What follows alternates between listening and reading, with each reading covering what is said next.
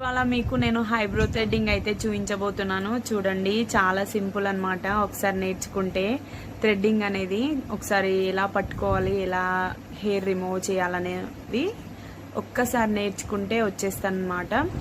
కొంచెం ప్రాక్టీస్ కూడా అవసరం. నాకైతే థ్రెడ్డింగ్ వచ్చు, హైబ్రో థ్రెడ్డింగ్ నేను చూపిస్తున్నాను. చూడండి, ఇలా థ్రెడ్ని అయితే ఒక హ్యాండ్లో పట్టుకొని ఇలా 2-3 టైమ్స్ 5 టైమ్స్ అయితే ఇలా ట్విస్ట్ చేసేసుకొని ఒక సైడ్ అయితే దారంని నోట్లో పెట్టుకోవాలన్నమాట.